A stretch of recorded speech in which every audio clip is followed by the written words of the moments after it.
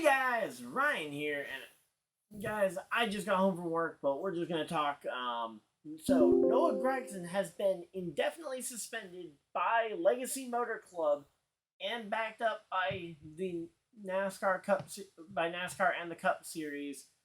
So yeah, so I don't want to talk too much about it, just because honestly, it's not.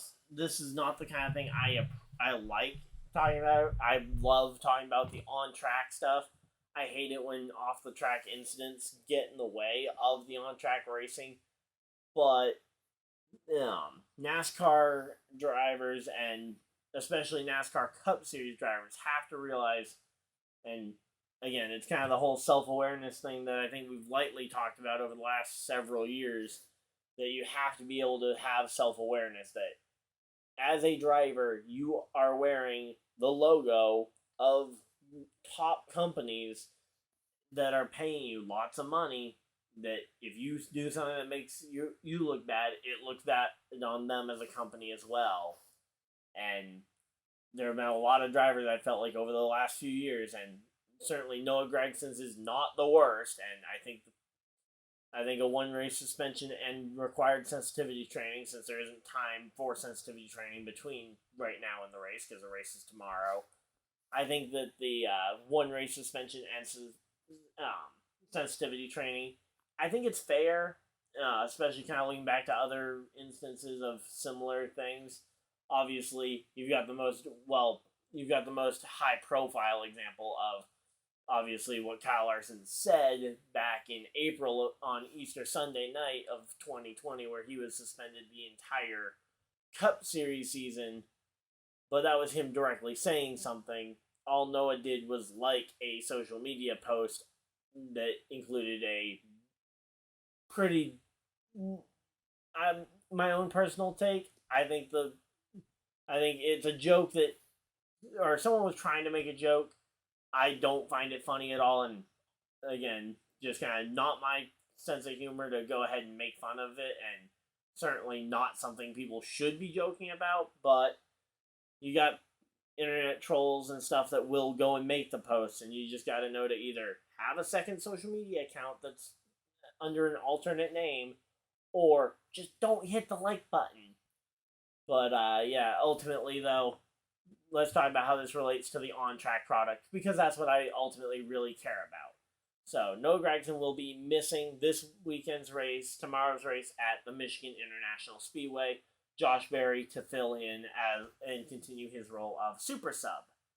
So, Josh Berry is going to continue working on his super sub role. I think he may actually, if he were running for Cup points, I think he might actually outpoint Noah Gragson, as Noah Gragson is currently in the process of one of the most pathetic attempts at a rookie season we've seen in probably since maybe Ty Dillon at Germain Racing. I'm trying to think of a rookie year that went this bad, and honestly, a rookie year that went this bad this spectacularly for a team that should have been good.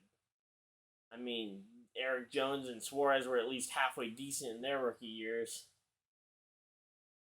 But yeah, so ultimately, if this didn't already make Gregson's season a must-win at Daytona, that's pretty much the only hope I see for his season to really have much of a jolt here. But ultimately, it's just kind of one of those things where you got to be more self-aware. I said a similar thing. I don't know if I made a video about it, but I said a similar thing about the Matt DiBenedetto thing when he used the "Let's Go Brandon" meme in it was either a Twitter video or a TikTok or something at Phoenix the year that whole thing started. I don't even remember what year that was at this point. It was all the years during kind of the COVID lockdown kind of blend together. But ultimately, again, it's kind of the whole thing of you're representing big brands. He represents Bass Pro Shops and all the other brands on his car, and ultimately, you're at the mercy of what they decide to do, as well as what your team decides to do. I mean, Legacy Motor Club, they are a business, and ultimately they can choose to hire and deal with people the way that they, on their own kind of bounds for what they see for social media, and I'm trying not to edit too much, so I'm trying not to ramble too badly, but yeah, so, I mean, there's been a lot of counts of just kind of people being either insensitive or, again, self-awareness that, hey, there's a camera, there's a microphone here, I probably either shouldn't do this or shouldn't say this, and same thing happens online. Pretty much anything you do will be seen by somebody, especially when you have when you probably have, I don't know, what's NoahGragson's Twitter following? Probably a couple 100,000 minimum, I'd say, but yeah, regardless, somebody was going to see it, and he has already issued an apology on Twitter, so I'm going to try not to be too hard on him, but again, it's just kind of, again, self-awareness, and hopefully he will learn and improve kind of his image, but the rumors going around that he was getting replaced already before, in the last couple of weeks leading up to this, but if those rumors do have any value to them, I don't see any way that this helps him retain his seat at Legacy Motor Club for the upcoming season. So, yeah, I think probably Legacy Motor Club will move on from him at the end of the season, but I think that if he does complete the sensitivity training, I do expect Noah Gragson to be back in the car for Legacy Motor Club throughout the remainder of this year, but beyond that, I don't see him probably retaining that seat. Not sure where he will go.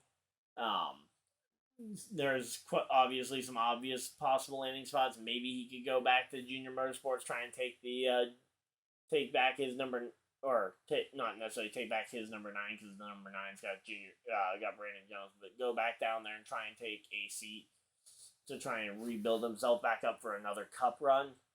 There's other Cup teams that he can maybe go and try and take the ride of, but honestly, I think it's going to be hard for him to try and stabilize, especially with the poor performances from this year, so man. Ultimately, though, it's a mess, and it's a mess that he kind of caused and brought upon himself through a lack of awareness, but again, I hope that he does get back on track sooner rather than later, and I would love to see him get an opportunity in the Cup Series for the upcoming season. I just don't see a spot, so I would be willing to bet that he will end up in the Xfinity Series for some team, but there are a lot of drivers who are getting older. Potentially, if he goes down to the Joe Gibbs Xfinity team, potentially you could end up replacing Denny Hamlin or Martin Truex Jr. when they either step away from the sport or when Denny goes to become a owner-driver potentially for his own team. But in the short term, though, it's just really a